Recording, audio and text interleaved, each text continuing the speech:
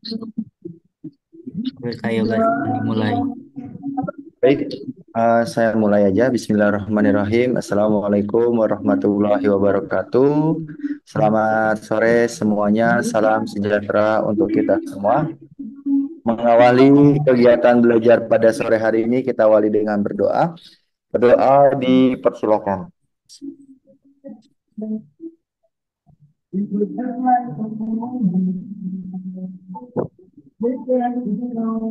Doa selesai. Gimana kabar kalian? Semoga kalian dalam keadaan sehat walafiat dan semoga pengumuman pada malam hari tadi bisa memberikan semangat dan motivasi kalian untuk terus menyiapkan diri, ya seperti itu.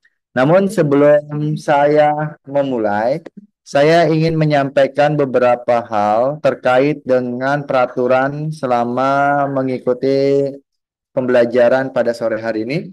Yang pertama itu adalah eh, saya akan menjelaskan terkait dengan soal-soal pembahasan. Dimohon untuk tidak mencoret-coret layar screen, dikhawatirkan mengganggu jalannya kegiatan belajar mengajar. Lalu yang kedua adalah apabila kalian ada yang ingin tanyakan, silakan kalian tanyakan di kolom meeting chat atau raise hand terlebih dahulu ya. Nanti akan saya persilakan untuk bertanya. Ya, jadi peraturannya hanya ada dua. Dimohon untuk kerjasamanya karena kita belajar TWK, maka kita harus mematuhi sebuah aturan yang telah kita sepakati bersama. Oke? Oke, nomor satu. Nomor satu ini dia berbicara tentang pemerintah Indonesia supaya menjaga kedaulatan negara. Nah, di sini ada kata kedaulatan. Kedaulatan negara itu kaitannya dengan apa sih menurut kalian? Kedaulatan negara itu kaitannya dengan apa? Kedaulatan negara kaitannya dengan apa? Kedaulatan negara ini kaitannya dengan yang namanya pemerintahan negara. Nah, seperti itu ya. Jadi ini kaitannya dengan pemerintahan negara Indonesia. Oke. Kemudian di sini wah udah ada yang jawab CC aja nih. Kemudian di sini ada kata upayanya nih. Upayanya di bidang ada di bidang politik, ada bidang ekonomi, sosial dan militer. Nah, tapi yang di dalam pertanyaan ini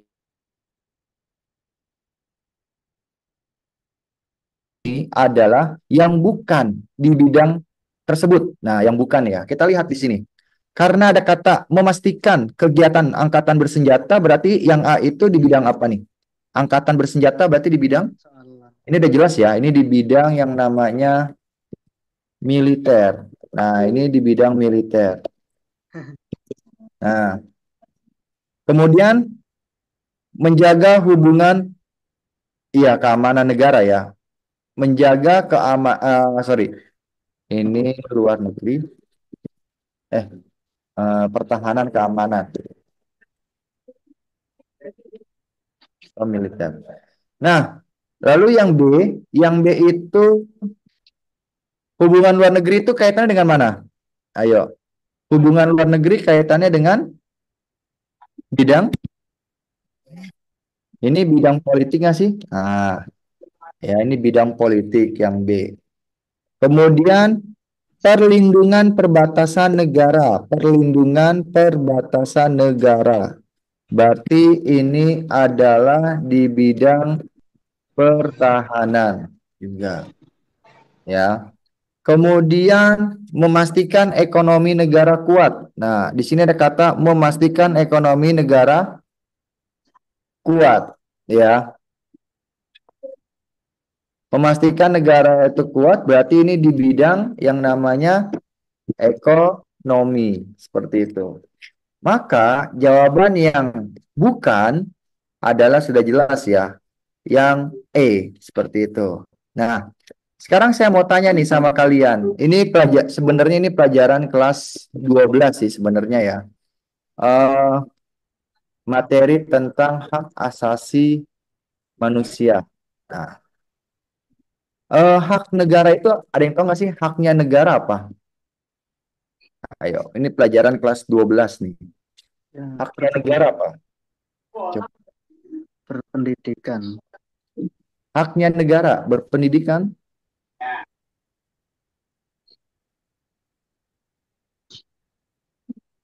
Berpendidikan ada 3 loh haknya negara.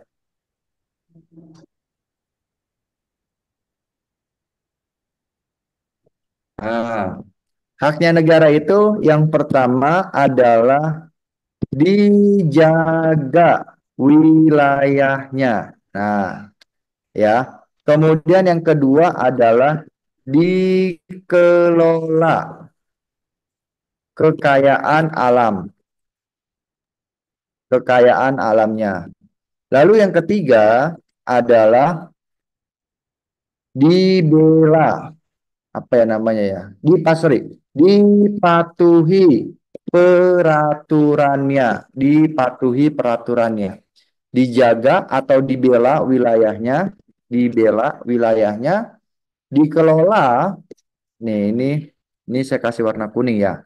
Dikelola kekayaan alamnya, makanya sesuai itu dengan pasal 33 ayat 3 seperti itu ya, 33 ayat 3, dipatuhi aturannya. Nah, ini adalah haknya negara. Kemudian kewajibannya negara, kewajiban negara itu ada 4. Nah, kewajiban negara yang pertama adalah menghormati hak, menghormati HAM. Nah, menghormati HAM ini adalah tidak tidak membatasi hak asasi orang lain. Nah, atau merampas kebebasan berpendapat. Nah, jadi negara itu nggak boleh tuh merampas kebebasan berpendapat orang lain. Lalu yang kedua adalah melindungi HAM. Nah, apa buktinya negara melindungi HAM? Pemerintah membuat sebuah aturan tentang hak asasi, perlindungan hak asasi. Nah, perlindungan HAM. Makanya tuh di dalam Undang-Undang Nomor 39 tahun 99 itu ngomongin berbicara tentang hak asasi manusia sama Undang-Undang Nomor 26 tahun 2000. Undang-Undang Nomor 26 tahun 2000 itu tentang pengadilan hak asasi manusia. Lalu yang ketiga adalah memajukan HAM. Nah, negara itu wajib memajukan HAM, kewajibannya ya. Apa buktinya negara memajukan HAM?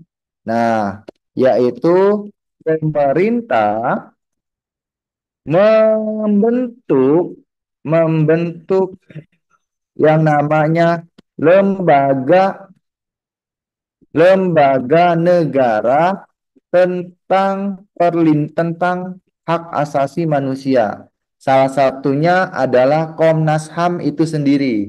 Jadi Komnas HAM itu terbentuk melalui yang namanya Keputusan Presiden Nomor 50 Tahun 1993. Seperti itu. Itu bagian dari upaya negara berkewajiban membentuk lembaga negara.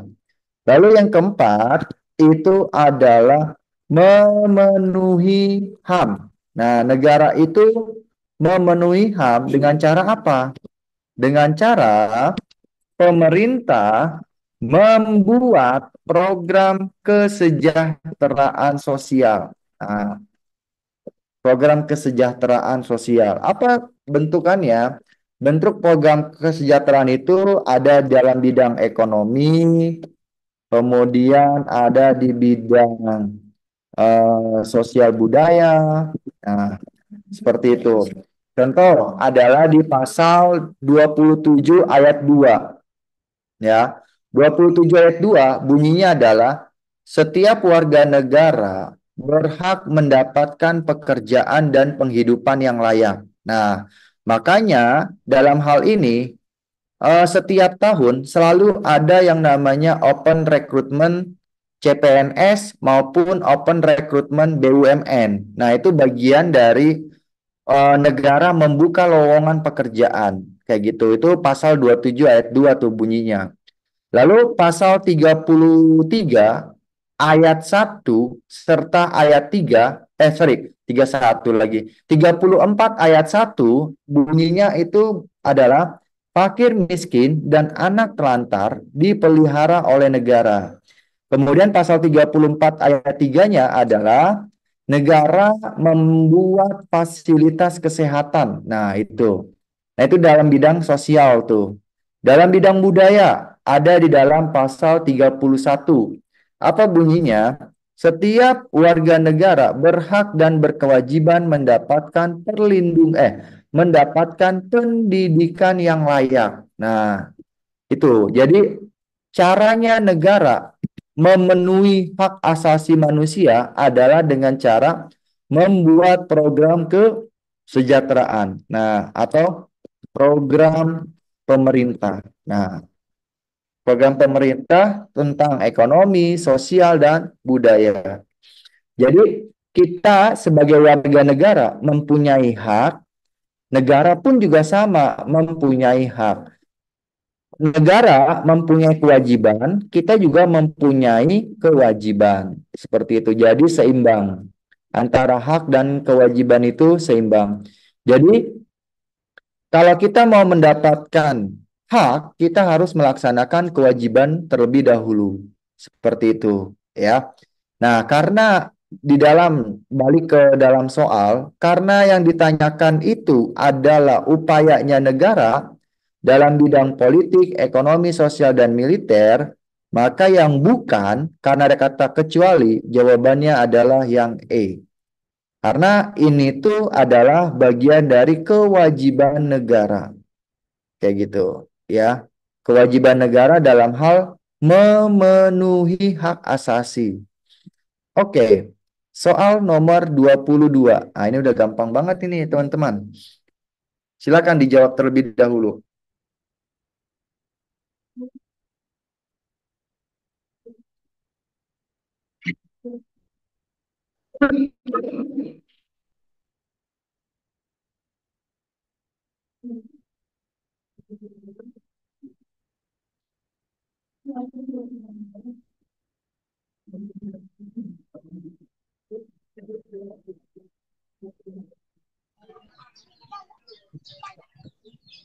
Yang mana coba?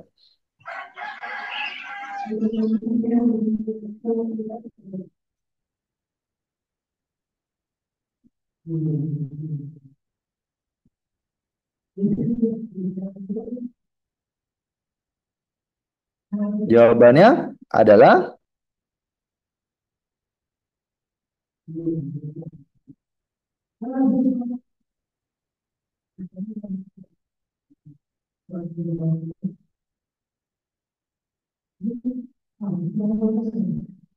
yang E.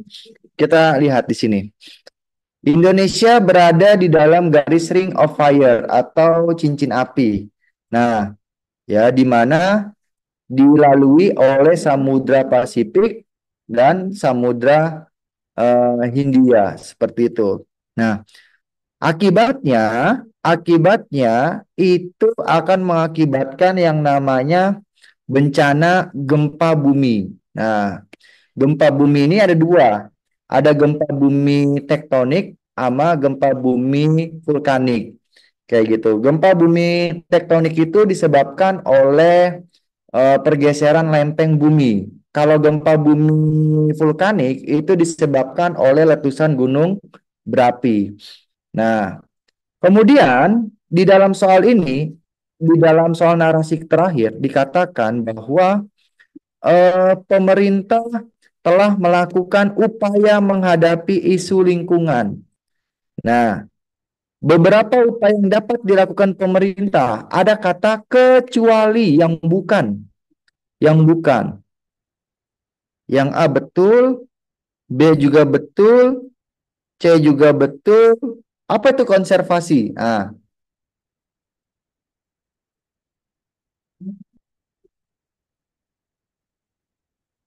Apa itu konservasi? What is the meaning konservasi? Ayo, konservasi.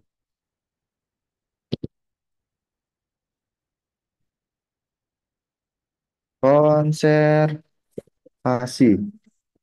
Apa itu konservasi? Konservasi lingkungan. Konservasi itu artinya sebuah upaya perlindungan terhadap lingkungan ya. Nah, bisa eh, ya lebih ke berkelanjutan ya. Contohnya adalah reboisasi. Pernah dengar nggak? Reboisasi itu sama juga dengan menanam kembali pohon. Lalu ada juga yang namanya, pernah dengar AMDAL nggak? AMDAL. AMDAL ini kepanjangan dari analisis, kalau tidak salah ya, analisis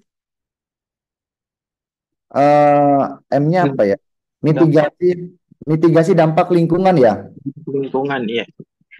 Analisis mitigasi dampak A-nya apa? A-nya. A-nya, saya lupa nih, ininya lingkungan. Pokoknya dia ngomongin lingkungan. Jadi, AMDAL ini gunanya untuk kalau kita mengambil kekayaan, analisis mengenai ya, dampak lingkungan. Oh, mengenai. Oke, terima kasih, Sanjay. Nah, jadi AMDAL ini dibuat akibat dari banyaknya pihak-pihak swasta yang melakukan pengeboran ataupun mengambil emas batu bara yang tidak lagi yang namanya memperhatikan dampak lingkungan seperti itu. Kayak di Kalimantan, Sulawesi maupun di Papua seperti itu. Jadi konservasi lingkungan itu supaya lingkungan kita itu bisa dinikmati oleh anak cucu kita di kedepannya. Nah, makanya negara itu membuat tuh sebuah aturan diwajibkan reboisasi ataupun wajib melakukan AMDAL, analisis mengenai dampak lingkungan. Kayak gitu. Berarti yang bukan itu adalah yang E, ya. Nah, kenapa? Karena upaya integrasi vertikal ini adalah kaitannya dengan kebinekaan ya, bukan kaitannya dengan lingkungan. Nah, ini kalau ini kaitan kaitan dengan sosial, bukan dengan lingkungan. Karena kan yang di dalam narasi soal di atas ini ngomonginnya lingkungan, bukan sosial. Seperti itu, ya. Oke, soal nomor 23. Soal nomor 23.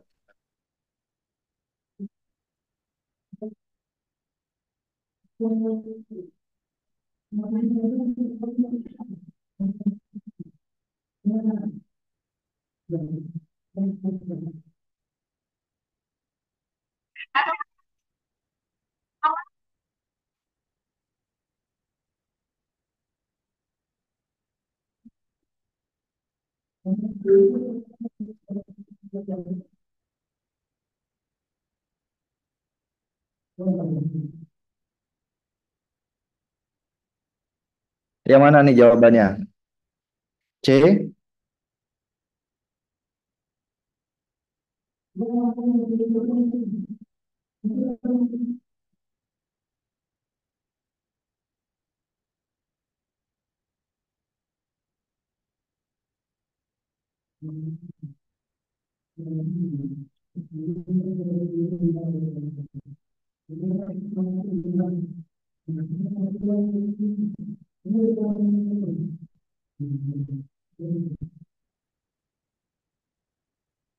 C.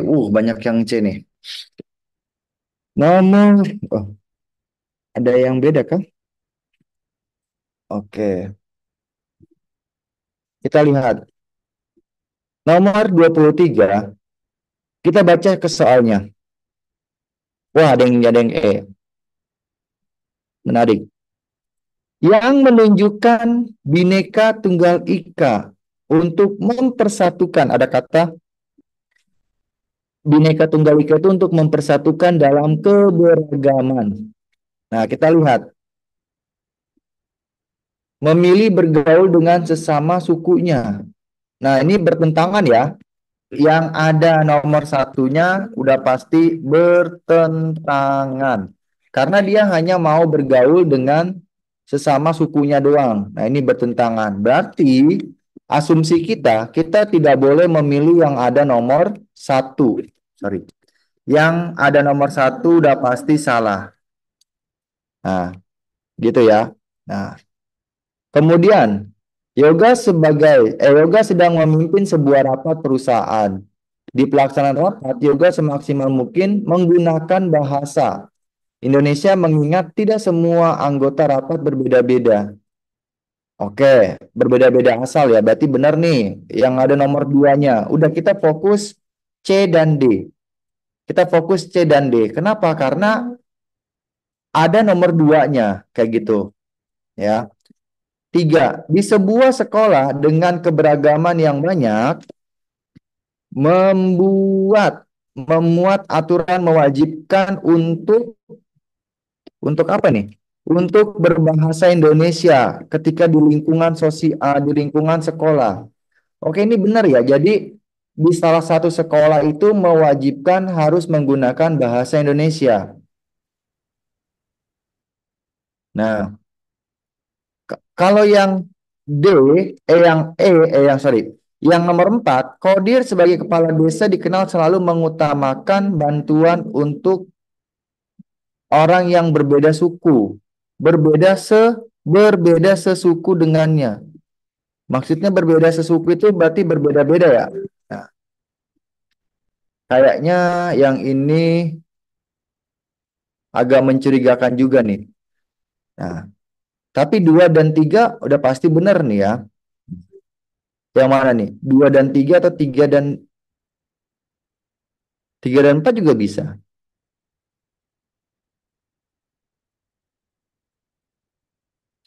Yang mana menurut kalian? 2 dan 3. Kenapa 2 dan 3?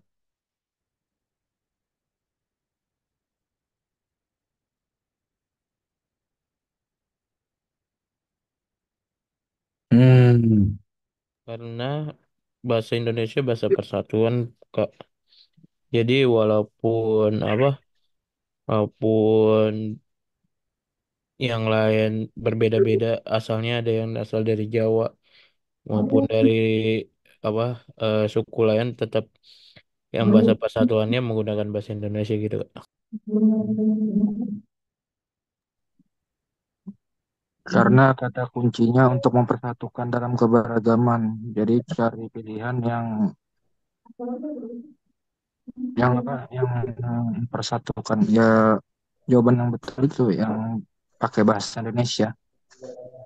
Oke. Kata kuncinya yang tadi saya warna hijau ya, mempersatukan dalam keberagaman ini nih. Nah, maka karena kalau yang 4 konteksnya itu mungkin lebih ke membantu ya, membantu ya, membantu doang. Nah, kalau poin 4 itu hanya ke suku lain, kalau sesukunya dengannya tidak dibantu. Iya ya. Nah, berarti lebih tepatnya ke yang C, 2 dan 3 ya. 2 dan 3. Seperti itu. Oke. Selanjutnya nomor 24, teman-teman.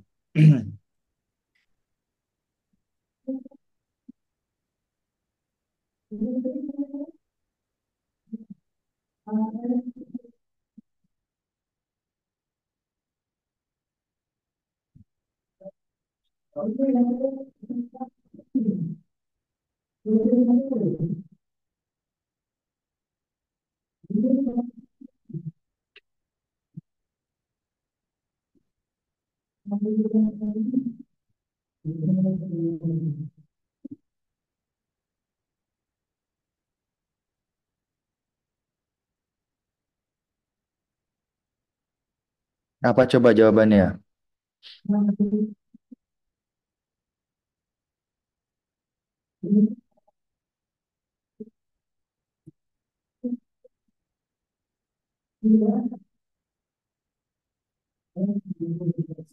C, C. Oke, kita lihat. Proklamasi kemerdekaan Indonesia memiliki makna yang mendalam. Nah, di sini ada kata nih. Dia mengatakan hasil perjuangan panjang yang merupakan puncak dari perjuangan melawan penjajah. Nah, terus yang ditanyakan adalah sikap yang dapat kita lakukan pada saat ini sesuai dengan pernyataan di atas. Ada kata yang dapat kita lakukan pada saat ini. Ini poinnya ya.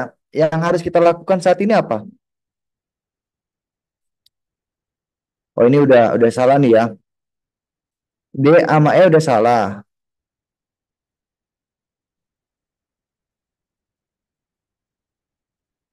Udah jelas nih ya. Nah, kenapa yang dia salah? Karena ada kata apabila dibutuhkan doang. Nah, kalau yang E, tantang menyerah merebut jabatan. Nah, ini lebih ke tindakan yang namanya makar atau kudeta. Nah, tindakan kudeta ya. Nah, kudeta itu ingin menggulingkan. Berarti jawabannya adalah yang bravo, menaati sebuah peraturan. Oke, ya, karena yang poin opsi lain itu negatif semua, seperti itu. Nah, kalau kita cermati itu, nah, rela berkorban bagus, tapi pengennya itu dia menjadi seorang pemimpin. Nah, ini salah nih. Seperti itu, ya. Oke, nomor 25.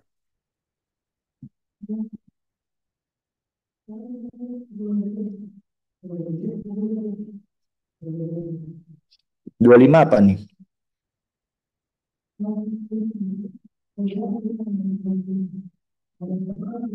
Ini kok mepet-mepet terus ya?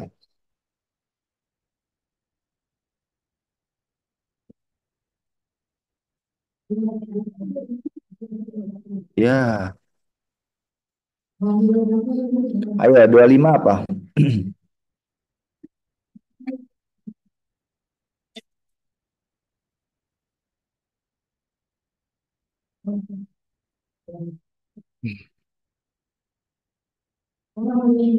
Dua lima, ini enggak sih?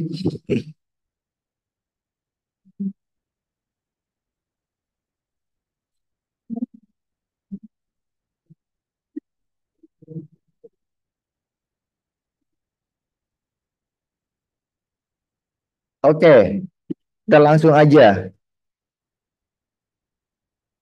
Peran bagi seorang pemuda di masa pembangunan. Ada kata ini nih ya.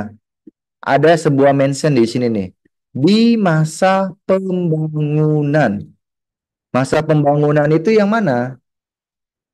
Yang masa pembangunan itu yang masa sekarang ini, ya.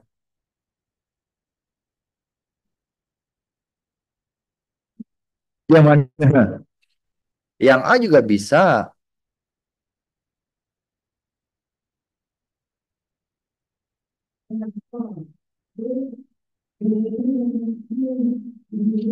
Yang mana menurut kalian?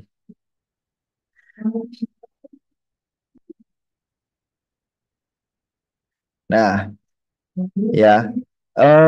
Ini adalah bagian dari bela negara juga nih ya. Nah, jadi bagaimana cara kita sebagai anak-anak muda di masa pembangunan ini, jawaban yang paling tepat adalah yang E. Kenapa yang E? Karena generasi muda itu butuhnya adalah belajar supaya bisa memperbaiki kondisi keadaan di negara Indonesia saat ini. Nah, kenapa nggak milih B? Ya, karena kalau B itu betul yang tadi dibilang oleh Eta bahwa lingkupnya pandangannya tuh hanya sempit, seakan-akan itu dia berpikirnya hanya untuk materialis. Nah, materialis itu hanya memikirkan sebuah apa ya, uang, benda. Nah, seperti itu. ya. Jadi eh kayak misalnya nih kayak kalian lebih senang apa? Oh, saya mau jadi konten kreator. Silakanlah menjadi konten kreator yang bisa mencerdaskan kehidupan bangsa kayak gitu. Nah, jadi konten kreator itu yang tidak apa ya namanya ya, tidak memberikan provokasi dan lain sebagainya. Banyak hal lah ya yang bisa kita isi sebagai anak-anak muda, anak-anak milenial zaman sekarang ini kayak gitu ya. Karena kalau menyisihkan sebagian modal ini sangat sulit ya. Tapi yang harus bisa kita lakukan itu adalah melatih bakat dan minat kita. Kalau kalian mau jadi pemain timnas ya kalian berlatih kayak gitu. Kalau kalian mau menjadi seorang misalnya dokter, kalian harus mengikuti pendidikan dokter, profesi dokter kayak gitu. Nah, jadi guru juga sama.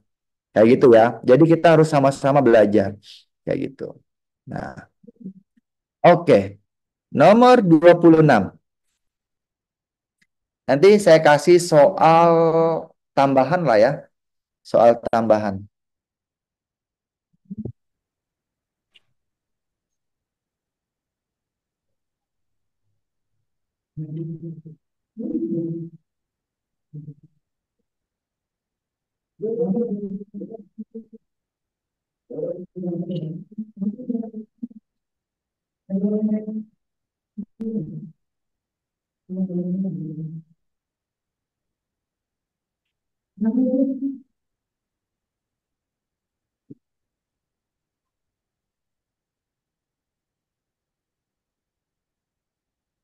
Yang mana? Oh, D.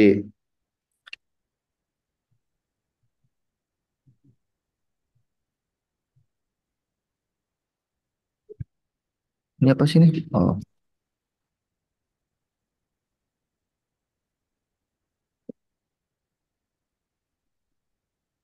yang mana?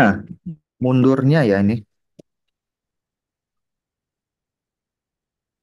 Oke. Globalisasi. Kita ngomongin sebuah globalisasi. Proses integrasi dan interaksi. Jadi globalisasi itu bisa menyatukan kita dengan adanya teknologi, bisa bisa kita melakukan komunikasi. Nah, di seluruh dunia, tapi globalisasi itu bisa menjadi sebuah tantangan kita. Kenapa? Karena di sini di paragraf kedua ada berbicara tentang menimbulkan gejala sosial budaya yang muncul akibat pesatnya globalisasi. Apa itu? Ngomonginnya yang dimention ini adalah sosial budaya ya, yang dia mention. Berarti yang mana nih?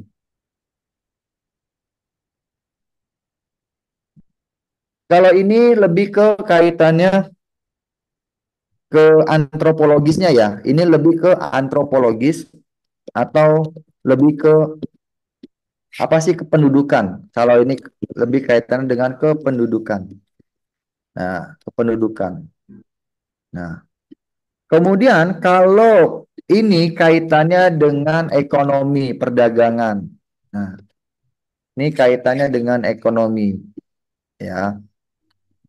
Kalau ini negatif ya. Ini negatif dari iptek. Nah, negatifnya dari iptek. Oke, ini salah.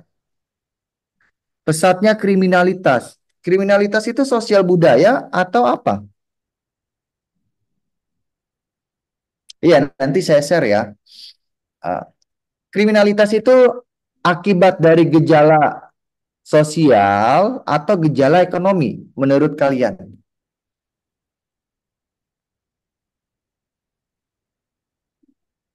Kriminalitas itu penyebabnya ditimbulkan dari gejala-gejala sosial atau ekonomi. Oh, Ya, penggunaan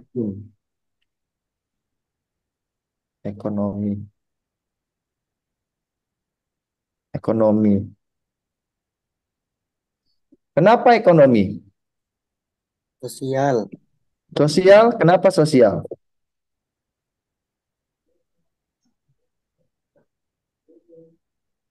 Ayo, kenapa sosial?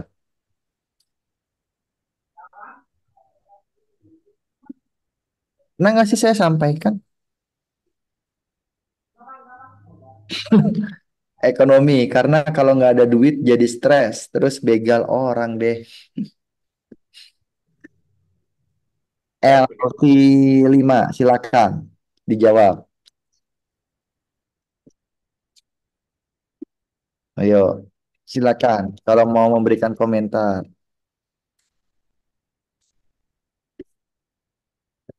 Halo, LT5.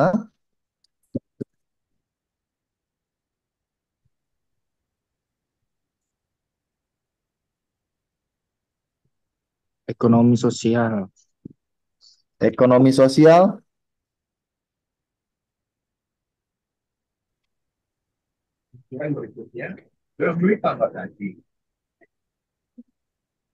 Oke. Kriminalitas ini penyebab utamanya ya.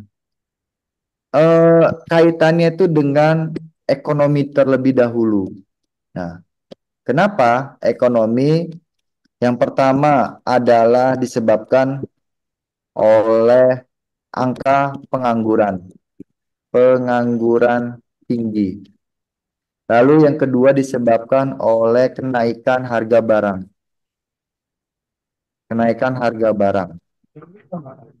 Ya. Lalu yang ketiga adalah yang membuat orang melakukan kriminalitas. Yang ketiga itu kaitannya dengan ketidakadilan dari kebijakan pemerintah. Nah, sehingga orang tuh melakukan nekat kayak gitu untuk bisa memenuhi kebutuhan hidupnya seperti itu. Nah, dari tiga faktor inilah mengakibatkan seseorang itu melakukan kejahatan, kriminalitas jalanan. Kayak pernah nggak sih nonton atau pernah viral tuh di media sosial, ada seorang pemuda yang membegal warung Madura, dia bilang dia minta handphone kayak gitu. Dia minta handphone kayak gitu, ya. Nah, dia minta handphone bukan nyawanya seperti itu. Nah, jadi seperti itulah ya. Jadi lebih kaitannya ke ekonomi. Maka jawaban yang paling tepat adalah yang D, kayak gitu. Karena dia ngomonginnya sosial budaya. Nah, perilaku yang memicu gaya barat ini disebabkan oleh globalisasi. Salah satunya adalah gejala westernisasi. Westernisasi itu kita bisa meniru budaya luar tanpa melakukan filter terhadap filter sesuai dengan kepribadian kita. Nah, itulah ya. Jadi dalam sosial budaya ini kompleksitasnya itu kaitannya dengan gaya hidup kayak gitu. Gaya hidup yang hedon, kemudian gaya berpakaian. Nah, itu yang menyebabkan penyimpangan perilaku. Oke? Nomor nomor 27. Nah, nomor 27.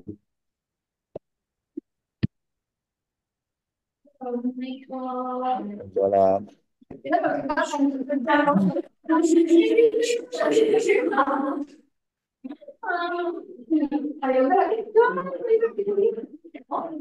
Ayo, apa? Ini nomor 27.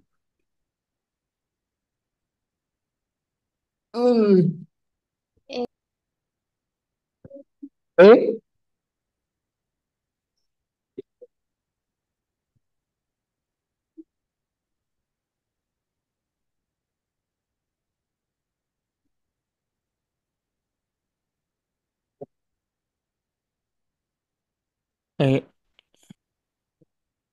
Eh, Kenapa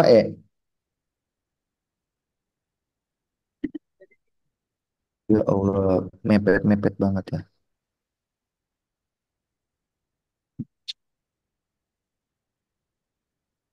Oke, ini tentang MEA ya, Masyarakat Ekonomi Asia, atau pernah terjadi pada saat itu di tahun 2003 ya, tentang Kak ini tentang pertemuan ya di Bali pada saat itu. Kemudian salah satu tujuan utamanya itu poinnya adalah dikata menjadikan wilayah Asia Tenggara sebagai pasar tunggal. Nah, ada kata kalimatnya pasar tunggal atau apa ya? Kalau dalam bahasa ekonomi itu bukan monopoli ya, atau oligopsoni kalau nggak salah. Nah, kemudian terkait dengan peredaran barang, jasa dan tenaga terampil. Nah, tenaga terampil. Oke. Indonesia perannya di MEA apa? Indonesia perannya di MEA apa? Ada yang jawab B, jawab E. Kenapa jawab B?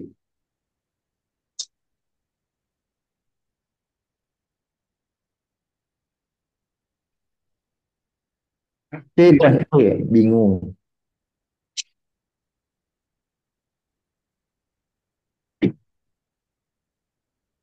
Nah, karena konteks dari soal ini ngomonginnya tentang peredaran barang, jasa, investasi, dan tenaga terampil, maka perannya Indonesia itu adalah supaya bisa meningkatkan daya saing pertumbuhan ekonominya. Nah, inilah dari masyarakat ekonomi ASEAN menyebabkan di beberapa daerah itu diperbolehkan wajib belajar selama 12 tahun kayak gitu. Dulu pada saat sebelum MEA terjadi, kita itu wajib belajarnya hanya 9 tahun. 9 tahun yang itu dibiayai oleh negara, SD dan SMP. Tapi pada saat terjadinya masyarakat ekonomi ASEAN yang mengharuskan Indonesia mengekspor tenaga terampil tanpa batasan. Nah, ini kita melakukan program yang namanya dalam bidang pendidikan itu adalah wajib belajar selama 12 tahun. Salah satunya di DKI Jakarta. Iya, betul. Ini bagiannya dengan NKRI, kayak gitu. Karena berkaitannya dengan warga negara, kayak gitu ya. Kemarin yang keluar itu adalah ini, teman-teman, APEC. APEC keluar di Sekdin. Tapi nggak tahu ya, sekarang itu yang keluar apa. Kemarin yang keluar di Sekdin itu adalah APEC, kayak gitu. Oke, kita lanjutkan soal nomor 28.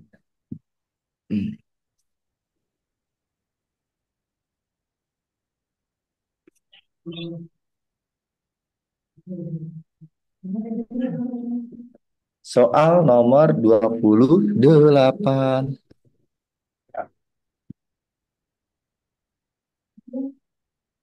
Ayo, apa jawabannya? Aduh.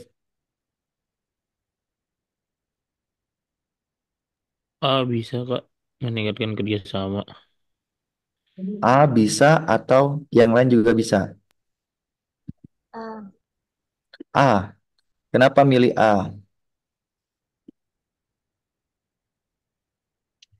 Karena ASEAN Kak. Karena konteksnya adalah ASEAN.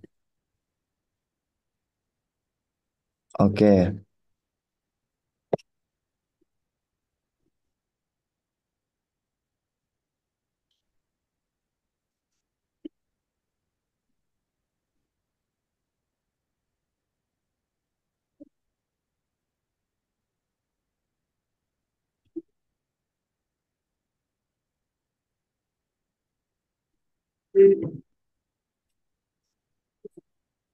Oke.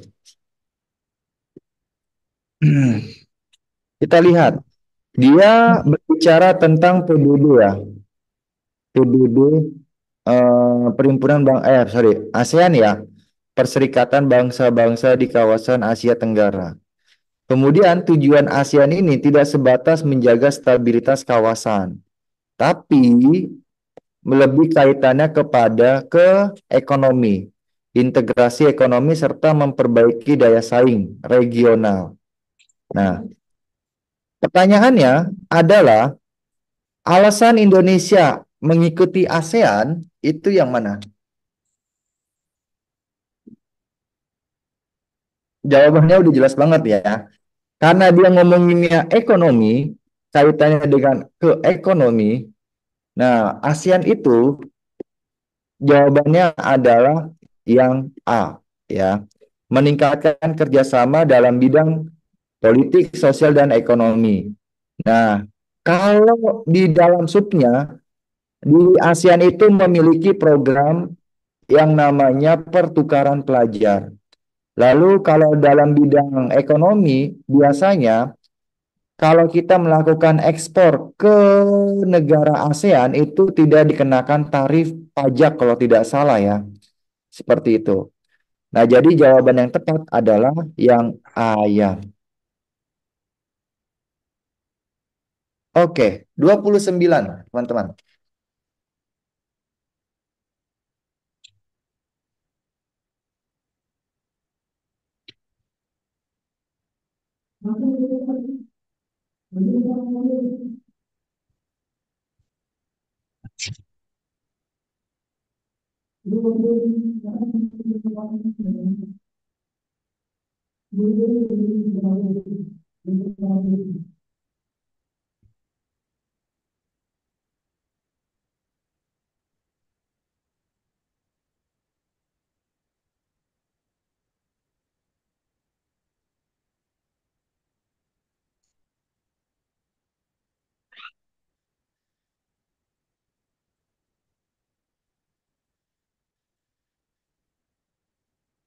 Maaf ya guys, suara bel ini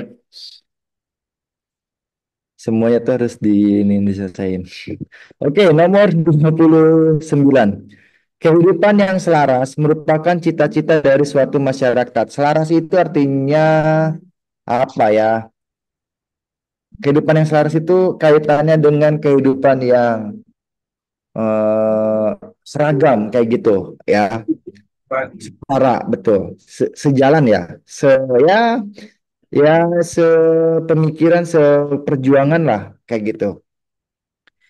Eh dapat tercapai dengan adanya sebuah integrasi sosial. Integrasi itu proses menyatukan ya. Nah, kemudian wujud dari integrasi sosialnya apa?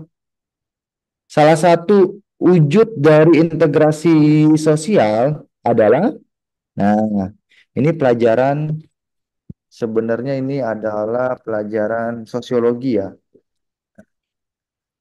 Tapi di PPKN itu ada tuh materinya tentang integrasi nasional.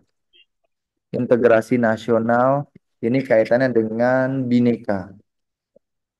Nah, atau syarat integrasi, syarat integrasi itu ada tiga. Yang pertama adalah kebutuhan masyarakatnya sudah tercukupi, itu yang pertama.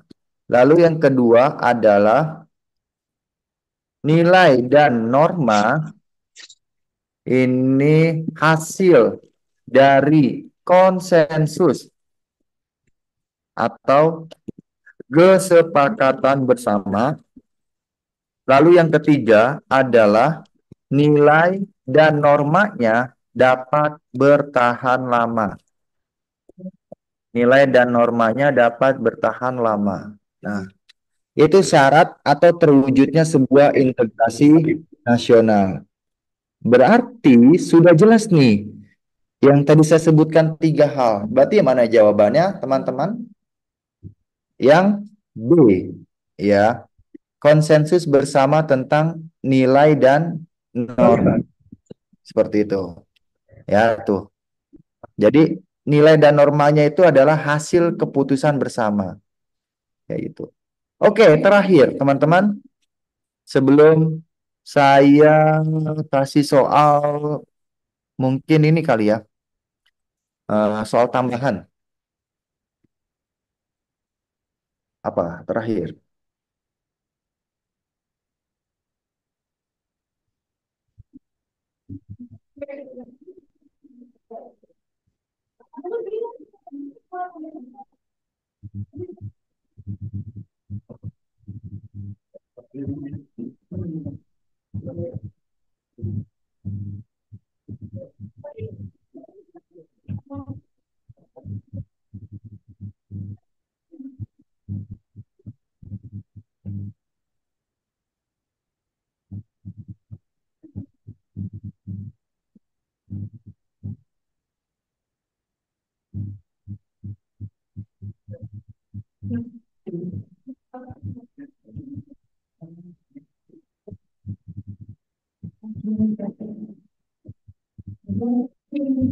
Yang mana nih? Oh, B, B, B, B.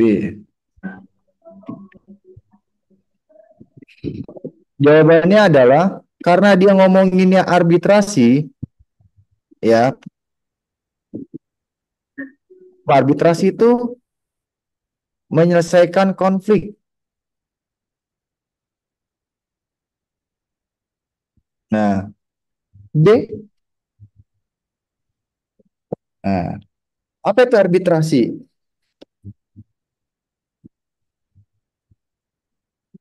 Nih, kalau kalian ketahuin ya, arbitrasi itu adalah proses menyelesaikan sebuah konflik dengan menyelesaikan sebuah konflik melibatkan pihak ketiga, namun keputusan bersifat memikat di kedua belah pihak. Contoh nih, arbitrasi itu nama lain dari perwasitan, ya, perwasitan. Yang namanya perwasitan ini adalah kalau seorang pengadilnya sudah memberikan sebuah vonis, sebuah sanksi, maka mau tidak mau harus dilakukan nih. Itu namanya arbitrasi. Ya, cakrawala, titik transit. Kayak gitu. Maka jawabannya adalah yang ayam, ya. Nah, kenapa? Karena keputusannya itu harus dijalankan oleh pihak yang terlibat seperti itu.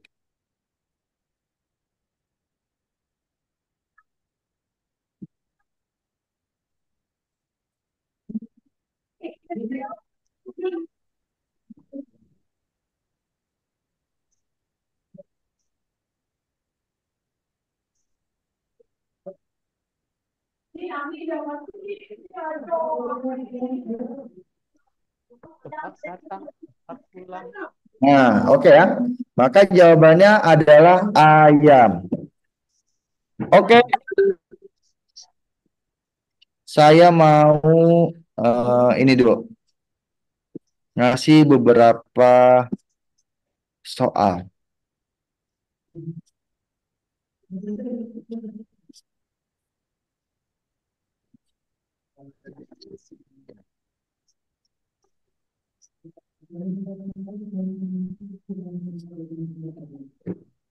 Nih, contoh. Ini soal campuran. Ini soal pertama. Tiga aja lah ya. Tiga soal dari saya. Dari Nadia, hah? Masih gadis gak? Nah, ini salah satu catcalling nih.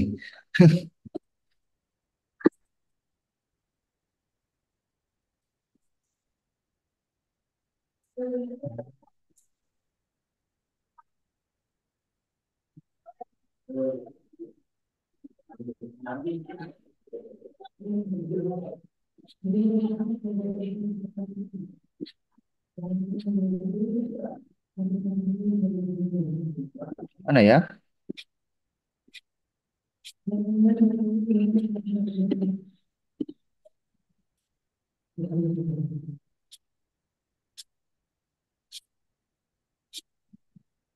Mana ya? Tuh, bentar ya teman-teman ya. Lebih ke bahasa Indonesia kayaknya ya.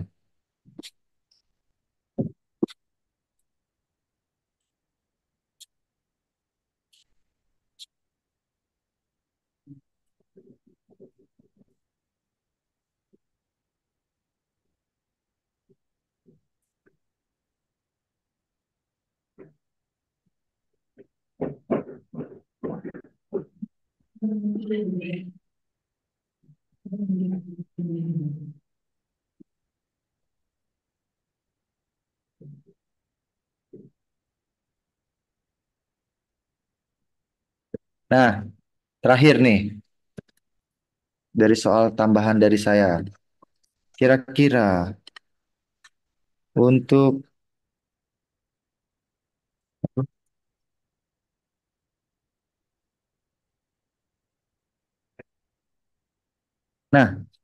nah, yuk soal tambahan.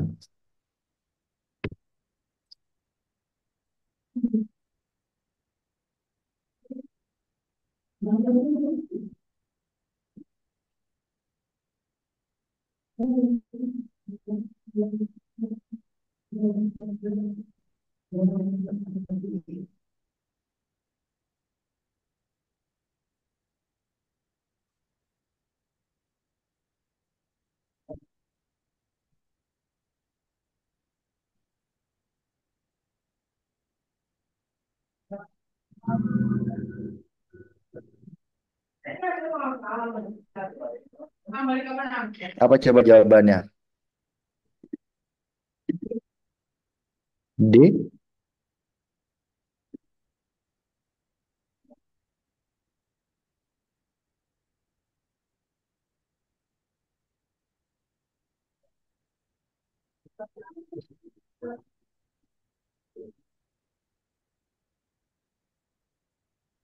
D. Kenapa D?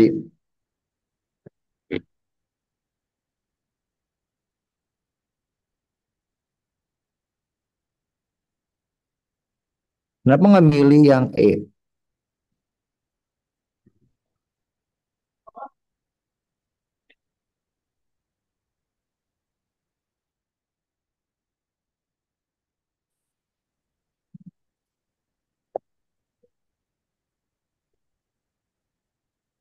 Aduh,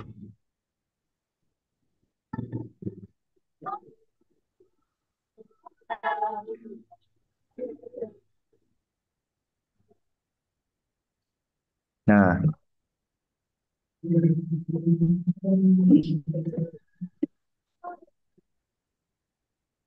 oke, kita lihat. Konteksnya adalah Gen Z sama generasi milenial. Oke.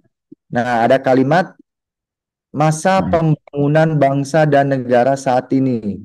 Nah, ya kan? Ada kata di masa pembangunan bangsa dan negara saat ini. Perlu meneladani dalam mengusir penjajahan dari Nusantara. Hal positif yang dapat dijadikan contoh oleh anak-anak muda. Nah, jadikan contoh oleh anak-anak muda yang mana?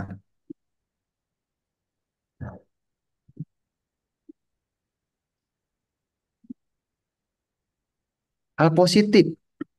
Hal positif, teman-teman. Apakah sekarang masih ada wilayah yang memiliki sistemnya raja dan patih yang bisa kita lakukan? Berkoordinasi dengan raja dan patih? Kayaknya tidak ada ya. Hanya daerah istimewa Yogyakarta doang. Seperti itu.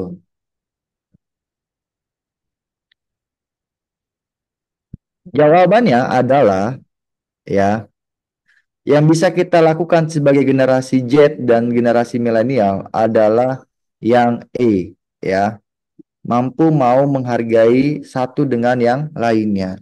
Ini bisa kita jadikan contoh, anak-anak zaman sekarang itu harus bisa menghargai orang lain kayak gitu. Jadikan kita itu bijak lah dalam menerima informasi, bijak mengambil sebuah keputusan kayak gitu. Nah, ya, mendengarkan orang lain tuh ya jauh lebih berharga lah seperti itu. Oke, soal tambahan kedua. Soal tambahan kedua.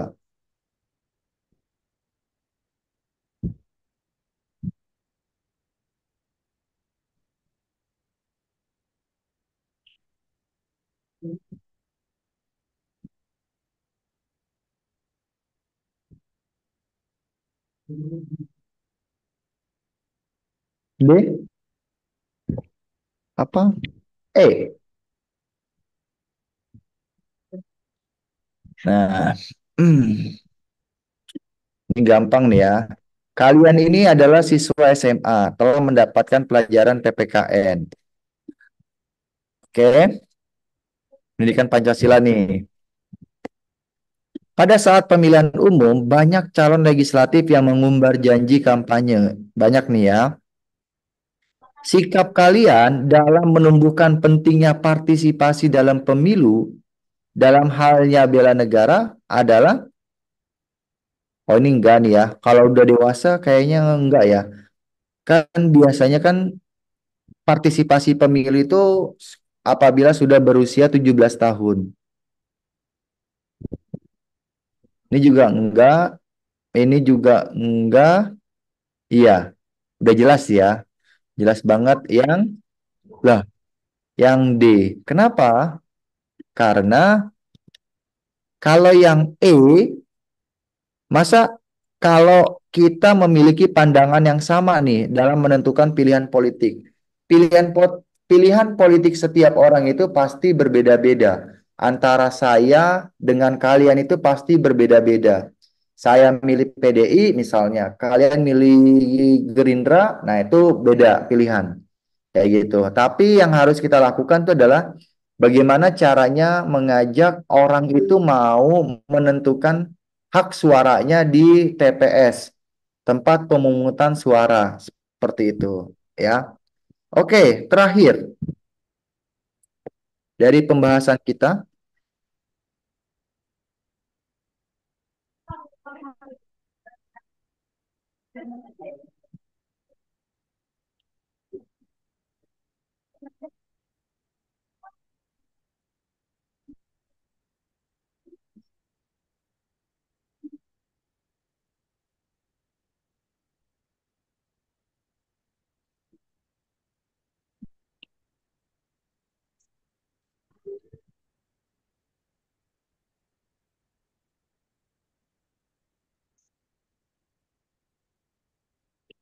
Nah, oke. Nah, udah cerdas nih ya. Eh, sorry, sorry, sorry. Kita lihat di sini ya, Loh, teman-teman. loh. Ada sebuah rapat RW membahas program kerja selama 1 tahun. Nah, semua pengurus telah mengajukan rancangan masing-masing. Tidak ada yang merasa kalah meskipun usulan beberapa pengurus ada yang tidak disetujui. Nah, yang ditanyakan di sini adalah yang menunjukkan hubungan integritas dengan kebinekaan. Nah, jadi hubungannya integritas dengan kebinekaan adalah integritas itu kita harus bertanggung jawab intinya. Harus bertanggung jawab menerima hasil keputusan. Maka dengan kebinekaan, jawaban yang paling tepat adalah yang delta. Kayak gitu. Ya.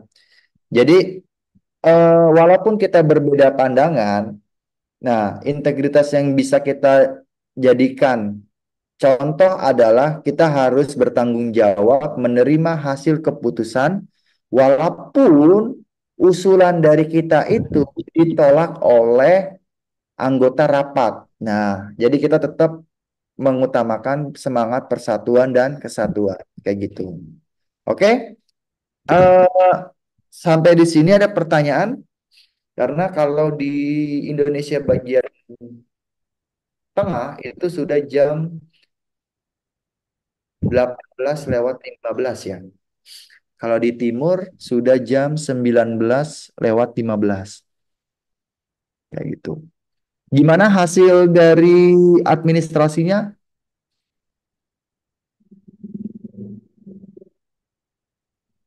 Aman ya? Berarti kalau yang ikut pada sore hari ini berarti aman nih ya. Alhamdulillah lolos semua. Kayak gitu. Dan Kementerian Agama itu kementerian yang paling banyak ngerekrut CPNS tahun ini. Kayak gitu. Ah, belum ada. Ada yang belum, ada yang udah, Kak. Kalau yang udah itu yang Pemda. Pemda Oh, di beberapa Kemenkumham. Kalau kayak Kemenak, Kemenak juga sebagian udah. Kemendikbud yang belum. Kominfo belum. Terus kayak Kemenq juga belum. Gitu. Banyak yang masih belum. Mayoritas yang udah itu Pemda sama kayak Kemenak sebagian udah. Iya, soalnya soalnya Kemenak juga udah dia hampir 20.000 kalau nggak salah yang ini. Pendaftar Oke, terbanyak Kemenkumham tuh, pendaftar terbanyak. 500.000 pendaftar. oh bukan Kemenak kah? Kemen Kalau kuota paling banyak sih Kemenkumham sama pendaftar terbanyak juga Kemenkumham. Hmm, Satu pendaftar terbanyak dan kuota terbanyak gitu Kemenkumham. oke. Oke, itu aja sih dari saya. Nanti saya buatin lagi soal-soalnya terkait dengan apa latihannya. Eh, Kalau tidak ada, saya kembalikan ke Kak Mamat. Oke, terima kasih Kak Yoga atas waktunya pada sore hari ini. Semoga apa yang disampaikan bermanfaat buat semuanya ya. Oke, buat yang tadi masalah tryout, nanti untuk yang akun tryoutnya di akhir ya, setelah recordnya di stop, diselesaikan dan setelah Abang tutup, baru kita bahas masalah yang tadi apa namanya akun tryoutnya ya. Nah, untuk yang tanya masalah kelas premiumnya, ini ya, untuk sekarang lagi bukanya yang ini, yang intensif SKD. Insya Allah nanti setelah pengumuman MS dan TMS, semoga banyak yang MS ya, banyak yang memenuhi syarat. Nanti setelah jadwal, setelah lewat masa sanggah, insya Allah tiap hari kita akan ada Zoom. Akan ada Zoom SKD. Jadi maraton nyampe pelaksanaan SKD, kita akan ada Zoom maraton SKD. Nanti juga ada bahas FR gitu. Yang tahun-tahun sebelumnya juga. Tuh. Apa? Sama nanti ada latihan soal Oh, dan thank you.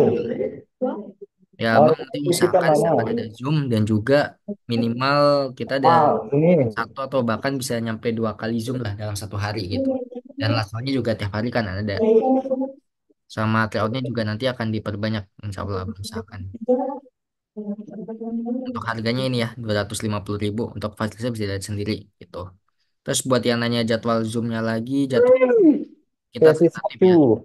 Jadwal Zoomnya hanya diberikan di apa di grup premium.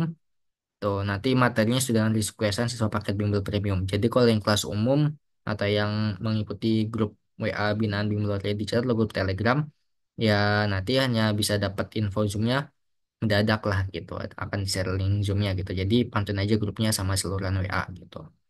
Untuk yang tryout yang tadi abang kasih tahu itu gratis ya, free untuk umum. Nanti dapat 2 paket tryout gitu.